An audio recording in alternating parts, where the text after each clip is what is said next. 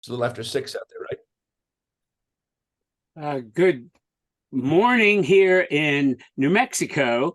It is various times where everybody in our group is, but hello and welcome to the latest meeting of the Buffalo Society for Creativity in Medical Education.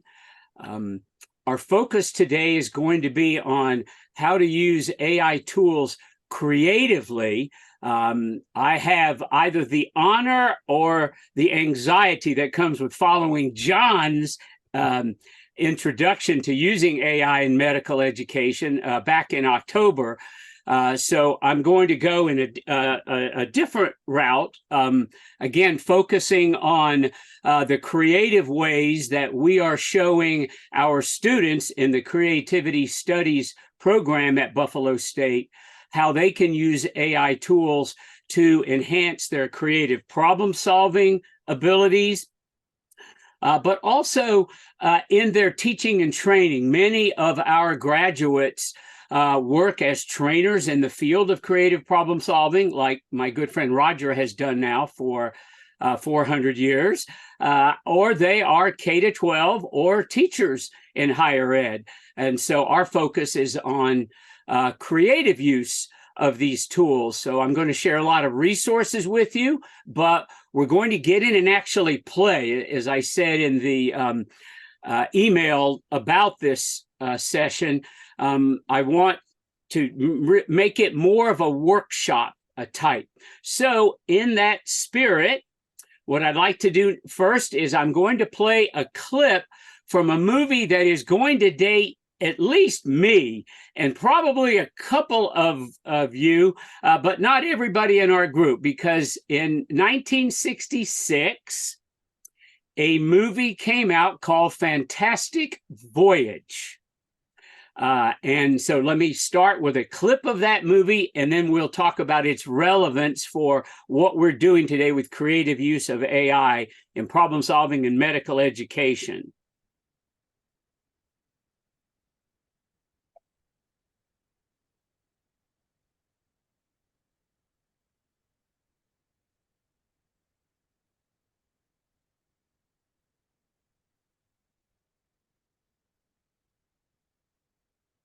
Four men and a beautiful girl, off on a fantastic voyage, actually entering inside the human body, exploring an unknown universe, unknown dangers.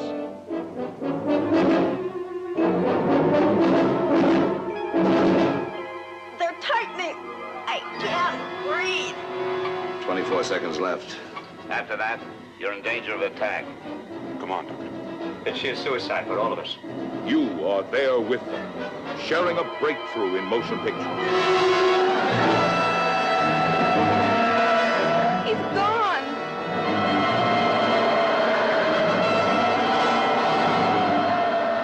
If you thought it was... All right. Well, first of all, I hope you noticed the non-politically correct introduction to the group of scientists who were injected inside a human body. As soon as the narrator says, right, 4 guys and a beautiful woman, you probably knew you were way ahead of where we are now.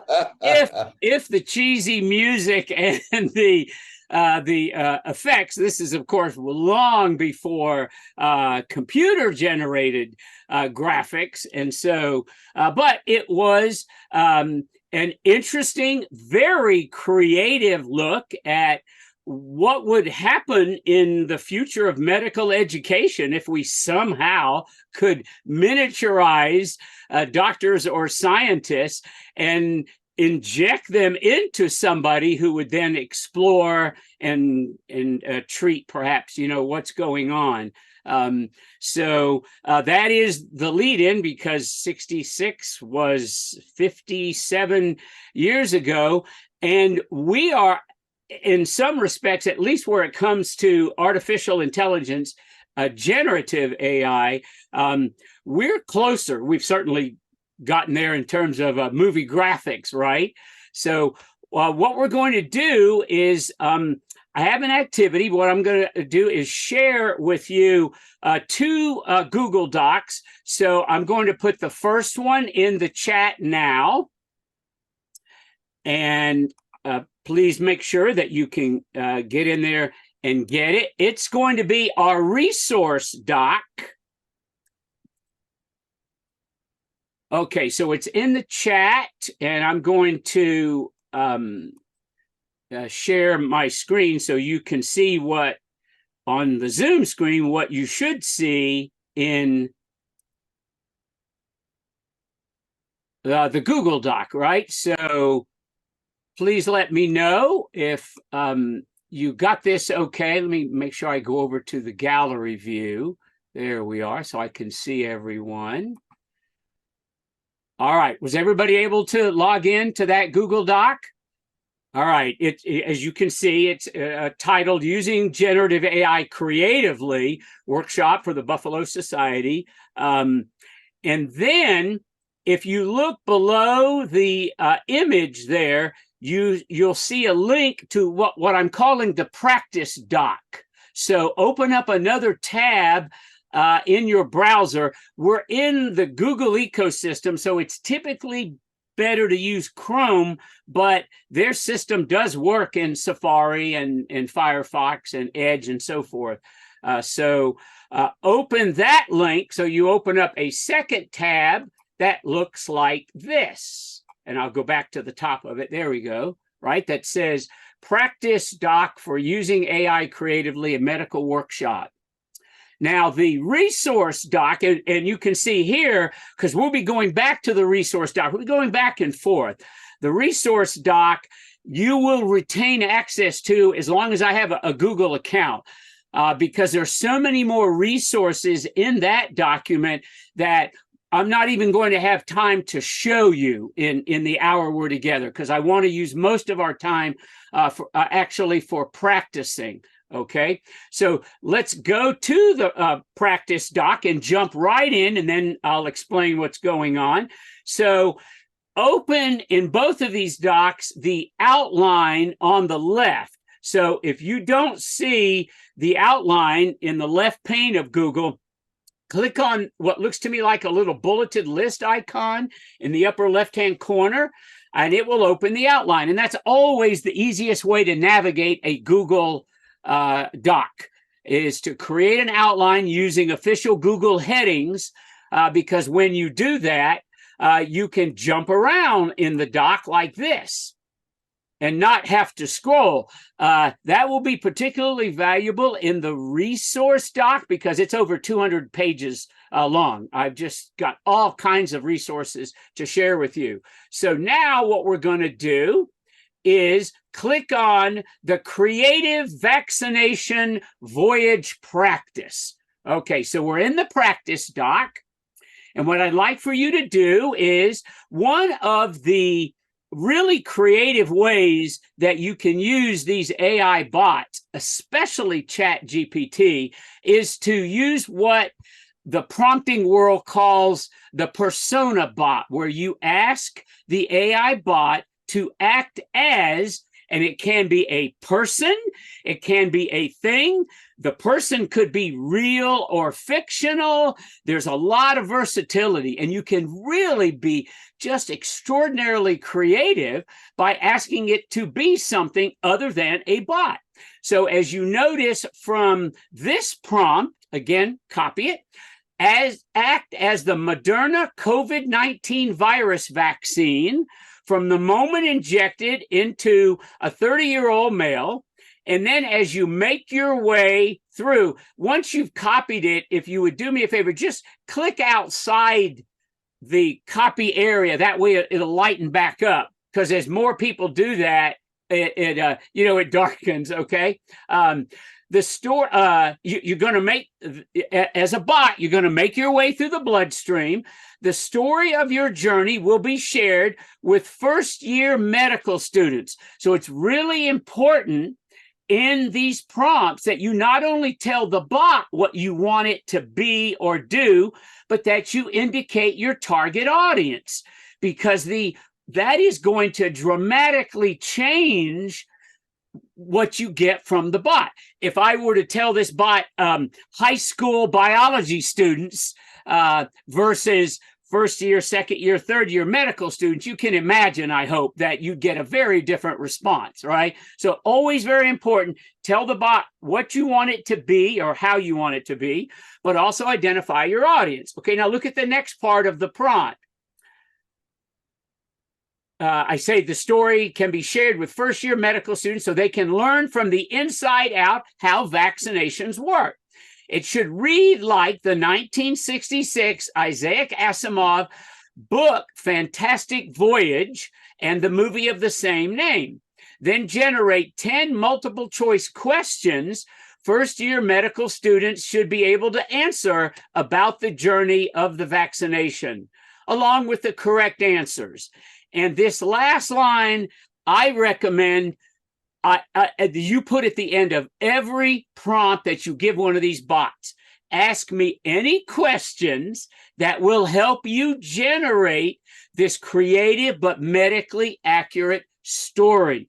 Because as John pointed out in October, all of these bots are named chat bots because they're meant to be conversational. They are not the same as Google search and the other search engines, okay?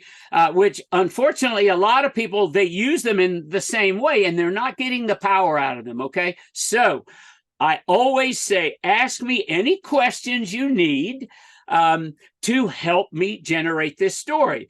And then you'll see I put in the space below, first identify your name and the AI generative tool that you used, please. Now, with that being said, if you want to change what you want the bot to be, do that. It doesn't have to be the Moderna COVID virus. It could be it probably needs to be a shot of some kind, but it could be medicine taken orally, right? It could be a treatment for something, all right? You can also change the target audience here of the vaccine or the medicine, right? So it's being injected into, you could use either gender and whatever age. You could specify that somebody has a compromised immune system, right? So just, again, you all are the medical doctors, so think, from the medical perspective, yeah, how might I vary this, right, in my own particular practice, okay? And then basically for now, leave the rest of the prompt the way it is, but you could go in and model it after other books or stories. You can also feed these bots the data you want them to use. Again, something that John pointed out. You're not limited to the knowledge base that the bots bring to AI. You could feed it a document and say, here's the information I want you to use when you create this journey for me. Here's the actual medical information, the study, the PDF, the website, the YouTube video, the TED Talk, whatever. All right, so I can see now we've got some responses. Thank you very much. Roger, jump right in. And Roger, are you using the free version of ChatGPT or the paid? Free version, sir. Okay, so if you'll put after where your name is, put 3.5, okay? ChatGPT, because the free version, which most people actually use, is 3.5. If you use this tool a lot, I personally can't recommend enough that you spend the $20. John, would you agree that the version 4, everybody you talk to in AI prompting tells you, yeah, spend the money because 4 is so much better. It really is. Plus, 4 allows you to install plugins which enable you to connect to the internet live, because bots, at least ChatGPT 3.5, and a couple of others, they only use the data they were fed or maybe updated with, whereas bots like Perplexity, for example, can actually search the internet live. And if you use GPT 4.0, you can install a free plugin like Keymate. That's the one, John. When you use for it, do you use Keymate as the internet search plugin? I normally will use Amboss, which is a medical database that is more targeted towards medical students and clinicians, but that's based on the work that I'm doing. And I would recommend that you can either use the built-in version for GPT-4, they have a native plugin capability, or that plugin that you were discussing works as well. As long as it can access the internet, that's what we're looking for.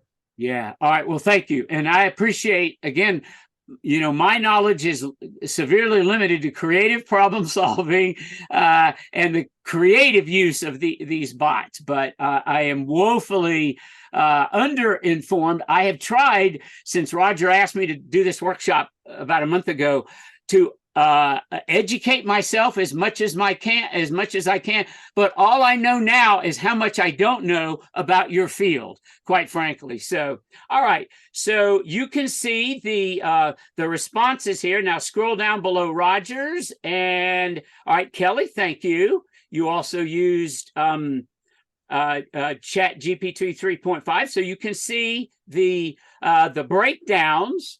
Okay. I did make a change to mine, though. I changed mine to be like Magic School Bus, and for middle school students, I wanted to see what it would do for a different audience. So Kelly, that's so cool. Yeah, I changed mine up a little.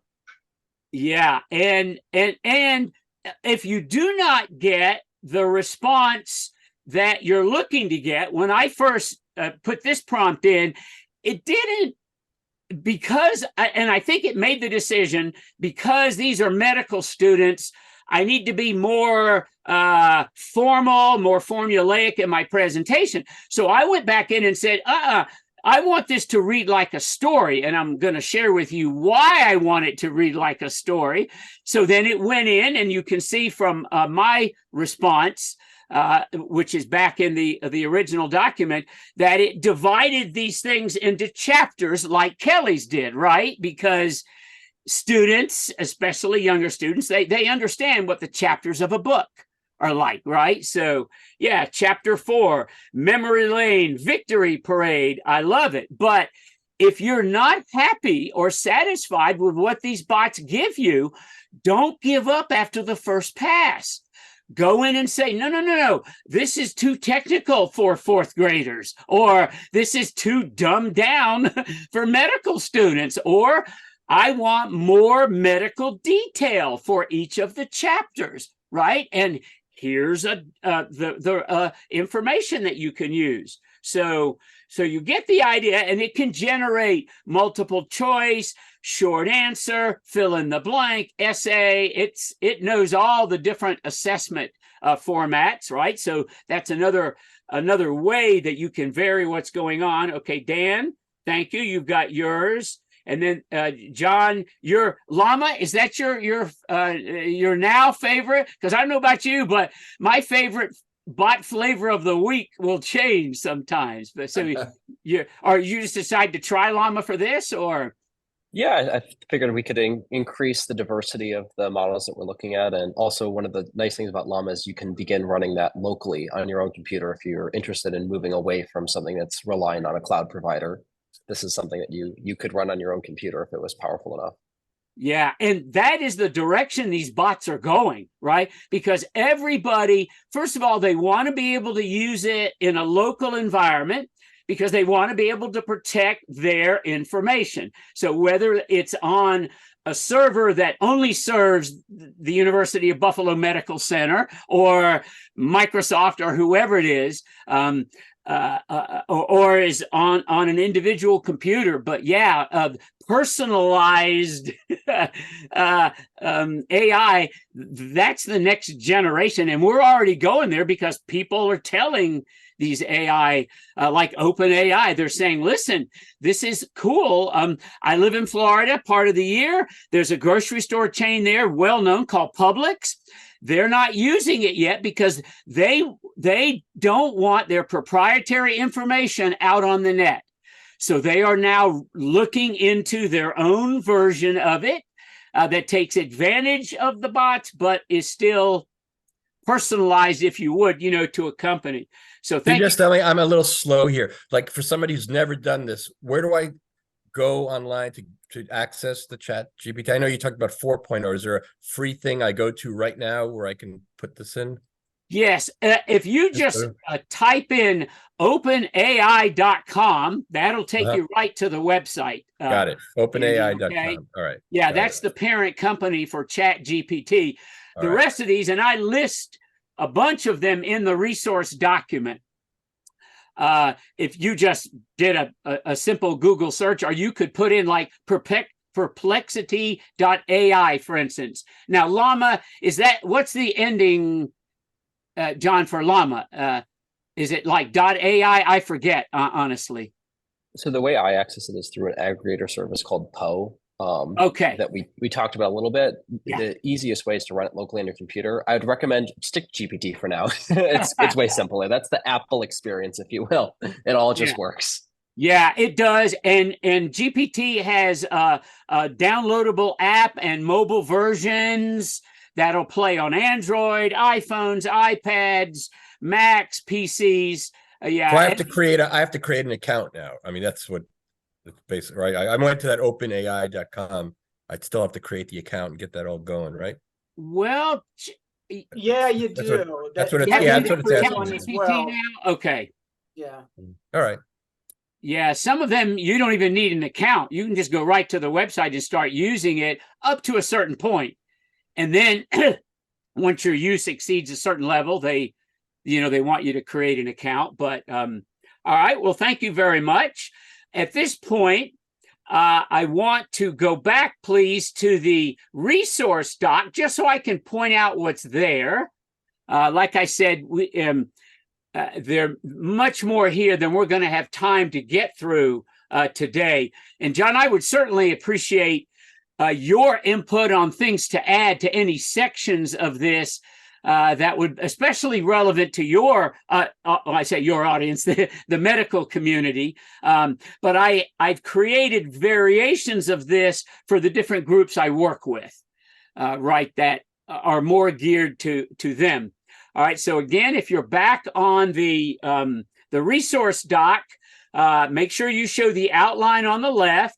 So on the outline, I have the intended learning outcomes, but the only 3 of these 12 that we're going to really focus on in the next 30 minutes is using prompt patterns effectively and creatively. And I hope I've demonstrated one way to do that. Yeah.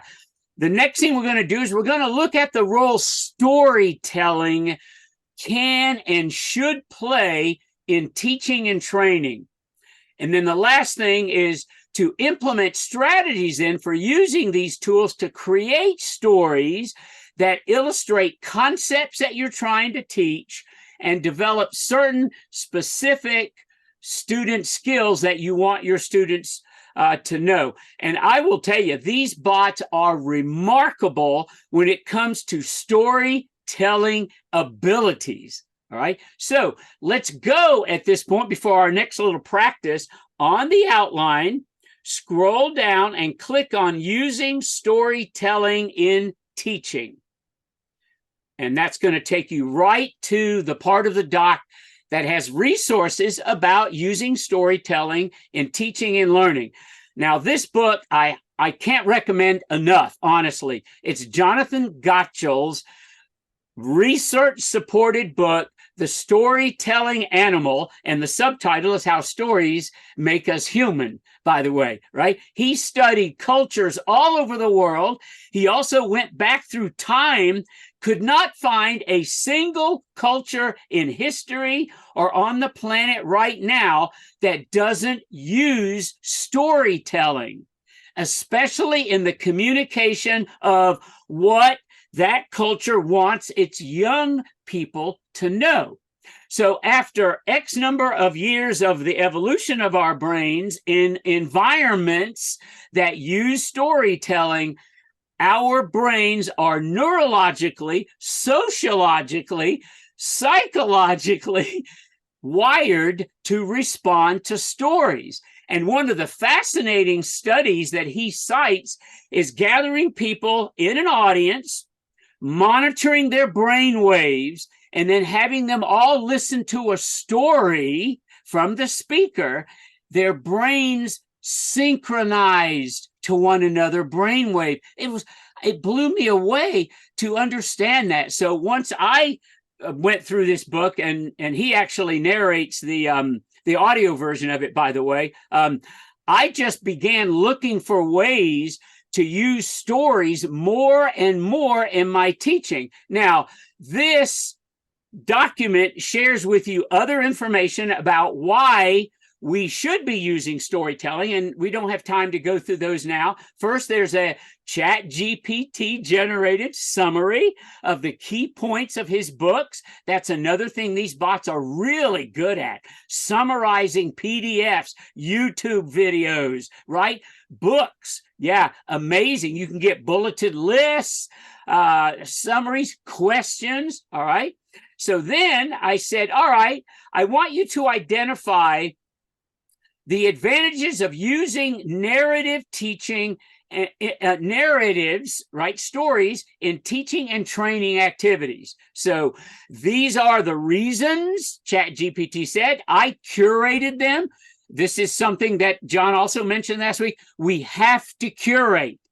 These bots are no more perfect than the rest of us are, quite frankly. And so you have to bring, in Roger's case, his creative problem solving and his teaching expertise to the table, like you would bring your medical expertise to the table. So you have to curate. And then I said, all right, generate 25 strategies for using storytellings and narratives in teaching. And so here are all these examples of using them. And then at the bottom of it, I have a couple of articles that are story-based. One is called The Stories of 21 Famous Failures. Now, I don't know if you are aware of this, but some of the most famous people and groups in history failed early in their careers, right? The most successful group, I'm biased, I'm a child of the 60s, I say unabashedly, the Beatles were the greatest music group ever. Now, by the way, you can use some different measurements to not just take my word on that, like #1 songs, all this stuff, right? Well, the first record company they approached turned them down. The vice president of Decca Records said, I think 4-person music groups are on the way out. How would you like to be Decca Records later in the 1960s when you realize you had the first chance? J.K. Rowling, 12 publishers turned her down. 12 publishers. Now, she is the first billion-dollar author in human history. Her net worth is valued at $1 billion. Even writers like Stephen King, who has his own story, by the way. And then one final story that's in here. Walt Disney's first boss told him he was unimaginative, and he fired him. It was a newspaper guy. Now, that's just 3 of the 21 famous stories. And then another book, this is a whole book that I recommend because it's story-based, 40 inventions and how they came to be, because they were all originally considered mistakes. And one of the ones that Roger and I share with our audience is the ubiquitous Post-it note, right? Post-it notes are all in the creativity literature. Originally, the 3M engineers said, well, this will never work, because they were looking for something more like masking tape.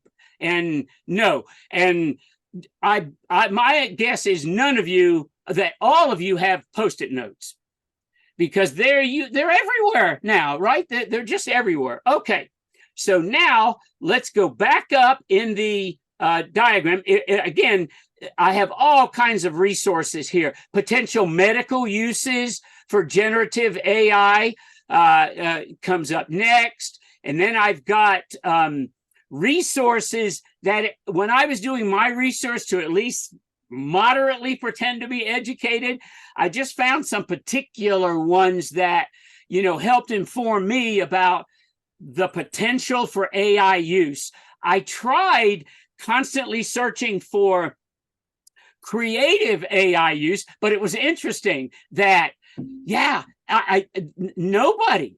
I mean, I went through Elicit, which is the search engine I use for scholarly research, or Cite, and they would give me other articles about creativity that had nothing to do with medical education, or especially nothing to do with AI use. So anyway, there are more resources here, tools for producing multimedia.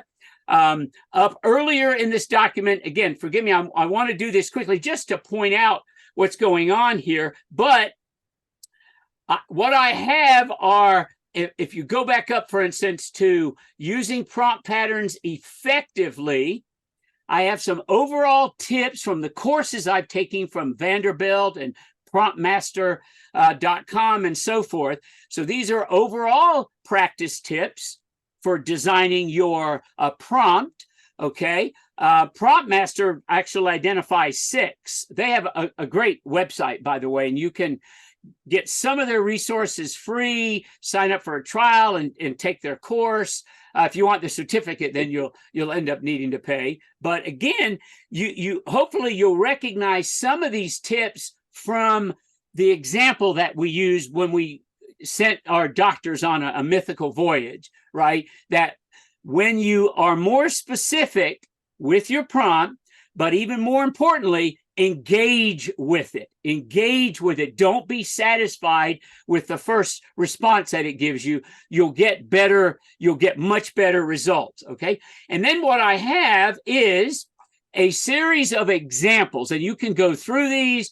You can copy these prompts. Please don't do so right now because we have 2 more we're going to practice with, but you can copy the prompt. I have included in an appendix in this document what ChatGPT gave me in response. But feel free when you play to change the prompt, just like I had you, just like Kelly changed the Fantastic Voyage for 4th graders. But here's one. Act as a baseball that shares a story about being thrown toward Yankee slugger Aaron Judge. This is for high school physics students. And then I told the chat, they'll be learning concepts like velocity, force, and momentum, then generate questions. All right. So you can tell it to act like an object. And we kind of did that with the vaccine. Target audience. What are you teaching? What do you want your students to get out of it? Right. And then, like I said, go in and converse with it. Okay. So the rest of this section has all kinds of example prompts that I have used creatively. All right. This one, I told it act as Toto in the Wizard of Oz. Please try again later. I'm sorry, Siri's getting out of control here. But this, I said, act as Toto in the Wizard of Oz. I'm teaching college undergraduates critical thinking skills. Okay, so you can really use these stories for critical and creative thinking skill development. The next one, I said, act as Thomas Edison and explain why you believe that perseverance was one of the most important creative thinking skills. When asked, obviously many years ago, right? He identified what he said without question. It's hang in there because most people give up too soon. And when you're being creative, you make mistakes, right? Especially, as my friend would say, you don't clarify enough at beginning, okay? So again, you can see all of these examples and play with them, take them over to the practice doc, alter them however you want, and then watch the responses. And then for each one of these, you can click below my version of the prompt and go to the appendix and see not only how ChatGPT or Google Bard or whatever, how they responded, but you can also see my dialogue, because with several of them, I carried on back and forth. One real good one is the case study.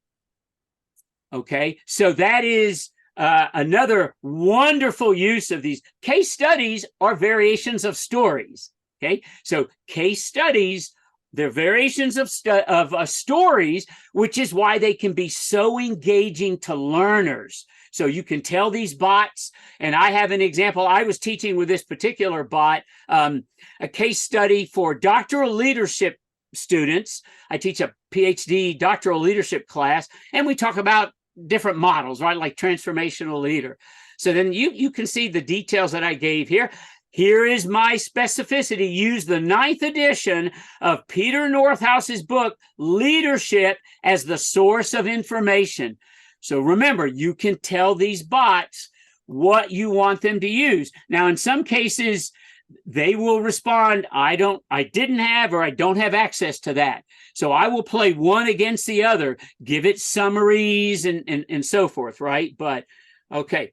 Then I go into some audience persona responses, which is similar to what Kelly did. Explain climate change in a way that may make it easier for 4th graders to understand. So again, and remember, many of these bots are both persona pattern and audience pattern, right? Where you designate. Those are the two powerful legs of the creative response. So then here's another one where I said, have a dialogue with Leonardo da Vinci. I want you to explain to him large language models. Da Vinci, as you probably all know, is typically among the most creative and the most brilliant humans ever to walk the planet. The man was drawing helicopters in the 15th century, for goodness sakes, right? So there's that. All right, you can, and it's a creative way, again, to go back and, okay, then I have a couple of combinations.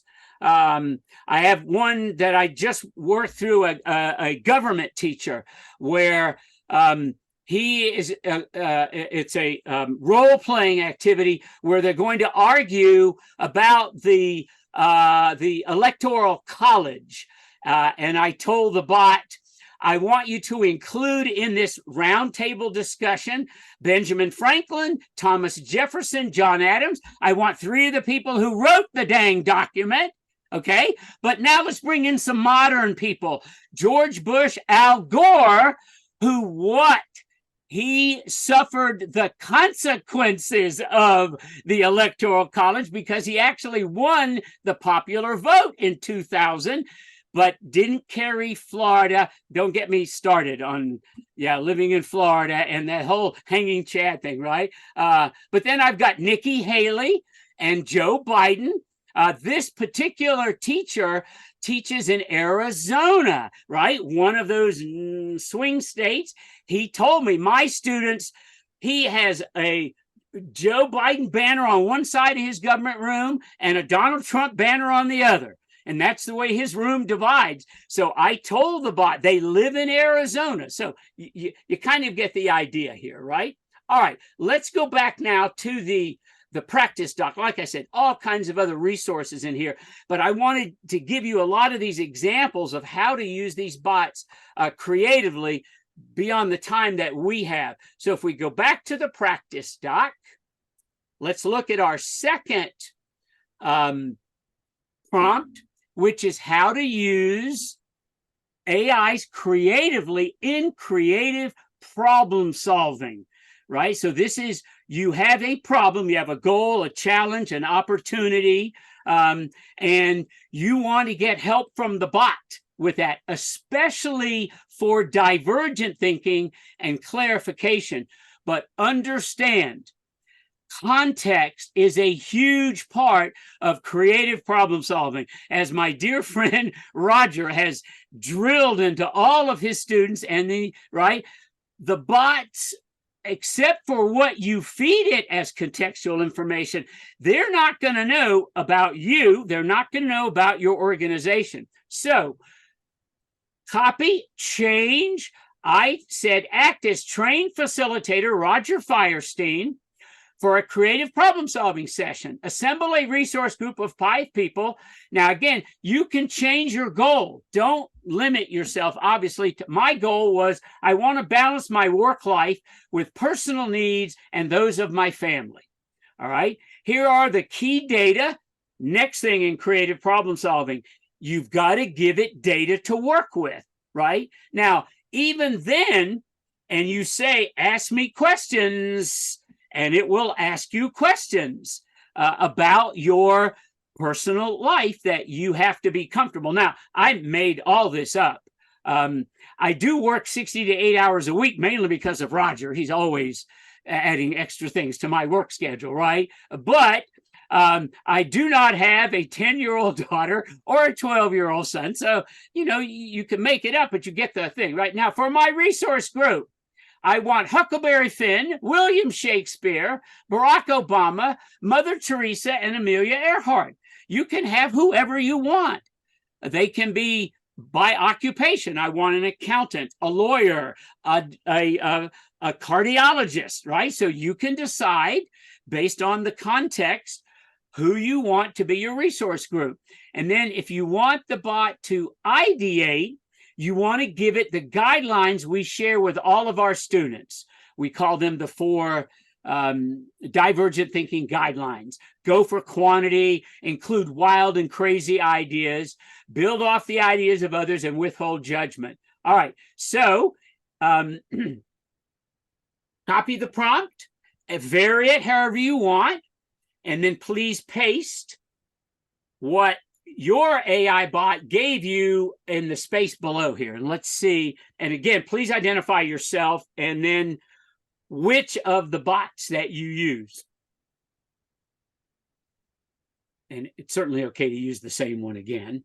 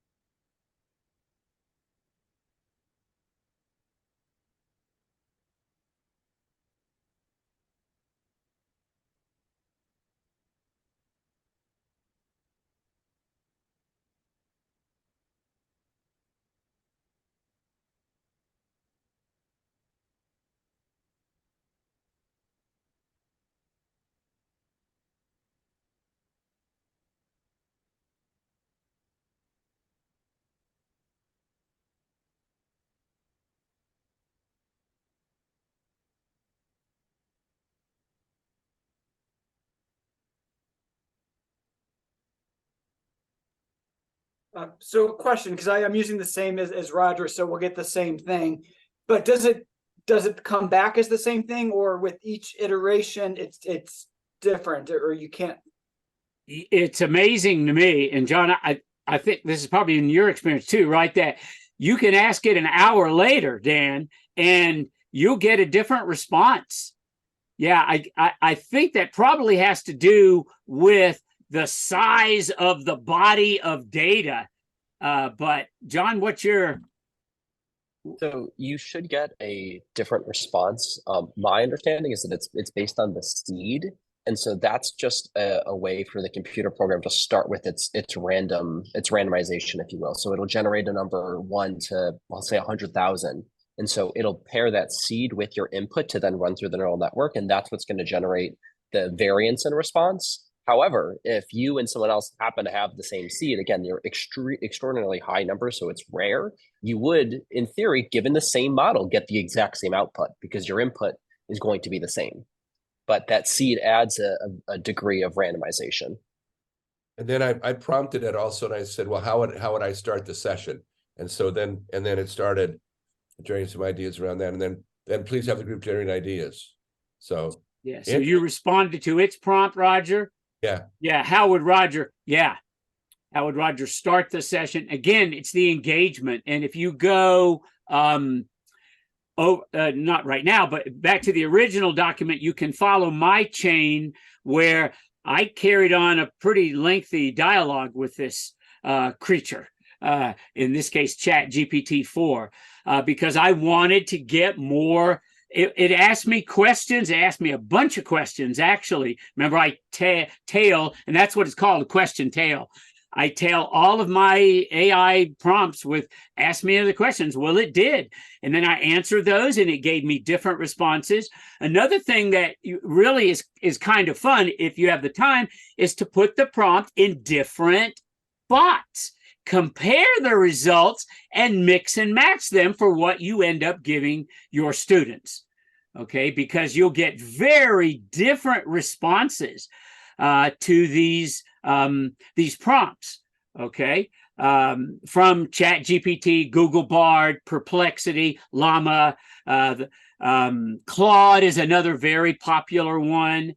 Okay, now let me see. All right, so John, you use 4 with web browsing. Thank you very much. And so you altered 10 high quality ideas that are smart. Is that what you put in your prompt? Yeah. And again, great. The more specificity point. Now, with that being said, as I'm sure it's also been John's experience, sometimes you can overload the bot up front. Okay, you can put too much information up front. Well, in that case, back off and then feed it after it answers, the first half. Say, okay, now I want you to do this, and now I want you to do that. And I have more success sometimes with that process of gradually asking it to give me what I want if I want something relatively complex, just as an example there. Okay. So again, and you'll be able to see these, what you got from each other. And then let's see, John, is this still yours? Did you ask it to expand then on? Yeah, again, don't hesitate to do that. You get points. First of all, if it doesn't give you names or bulleted lists, tell it to do that, because then you can go back in if you need to and say, hey, I love bullet point 4. I want more detail. I want more examples, right? Just as an example there. Okay, so what else do we have here? Okay, so now one final practice, which is the case study. So scroll down or click on the outline to the case study. As I said, these bots do just an amazing job because they're based on language. Case studies are based on language. Stories are based on language. Now, before we go any further, I want to point out to you, Robert, I know you and Dan, you've taken courses with Roger, so you are probably intimately familiar with Create in a Flash, one of his books. Yeah, I use it in all my classes because it's based on stories.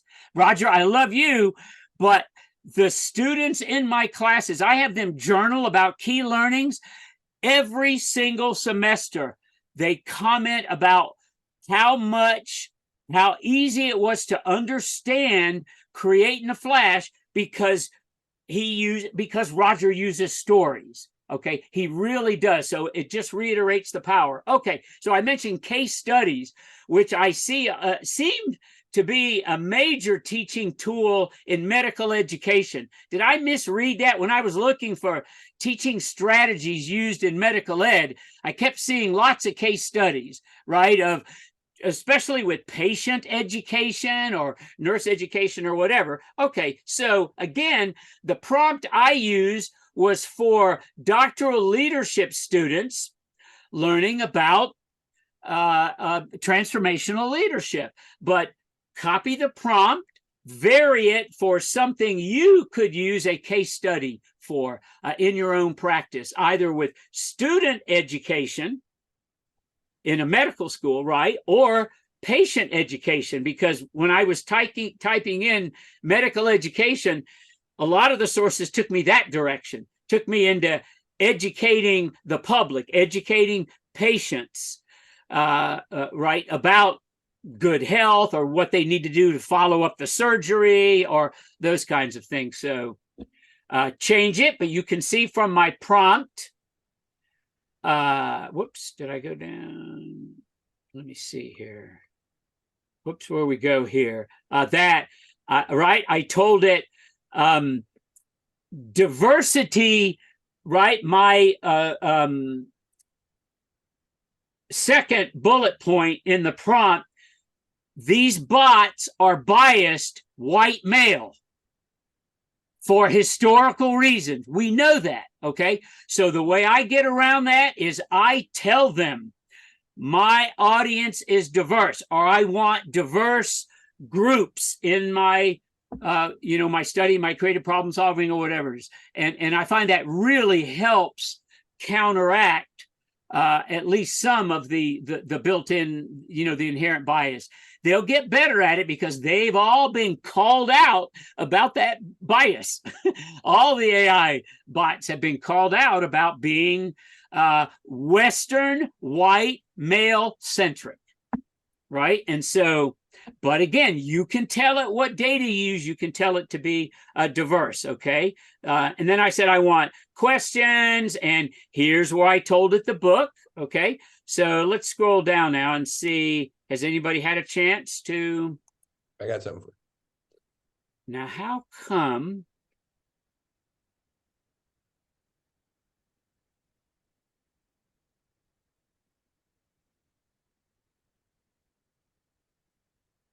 Okay, so, whoops. I'm going to refresh my screen because for some reason, I don't know, it could be because of users in here, because, yeah, it stopped wanting.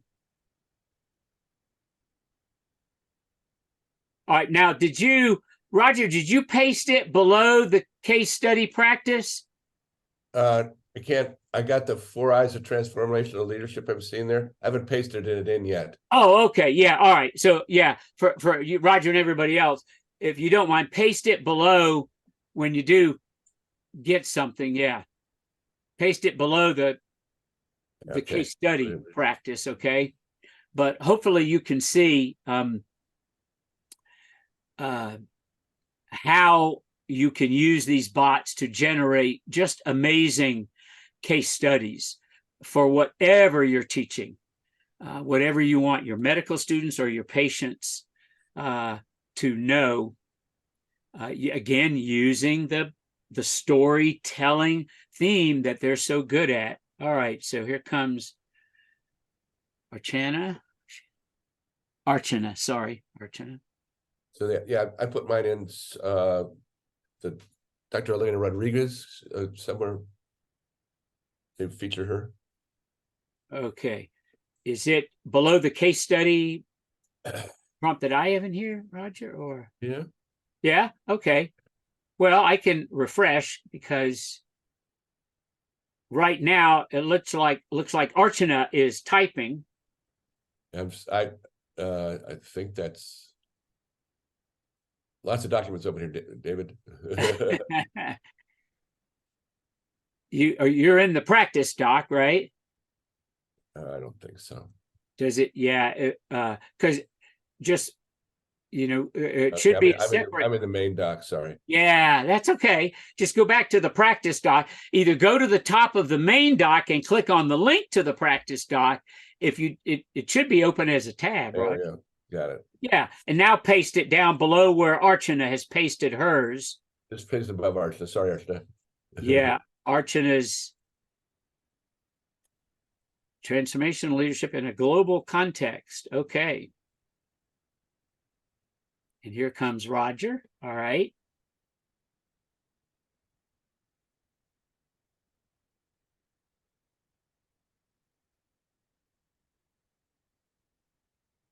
And David, I'm going to have to jump off here in a couple minutes. Yes, farewell, bon voyage. Have a safe trip. Roger's going out. Some of you probably already know this, right? Going out to visit his family in the beautiful state of Colorado, which is, you will be, at least for however long you're there, in the same time zone as me. Right. And see, you should have gone to Colorado before today, because then you would have had to get up at 4 or 5 this morning as well, my good friend. But you're just a straight shot up Interstate 25. Yeah, see, I'll catch you on 25. Yeah. You got what, 4 hours? About 4 hours? Yeah. All right. Well, thank you, everybody. This brings, our formal presentation to an end. Hopefully you can use the doc. Please, anybody give me input on it, especially the resource doc, especially when it comes to your use of these tools. John, I really would appreciate your whatever time you have to any section of it. Okay.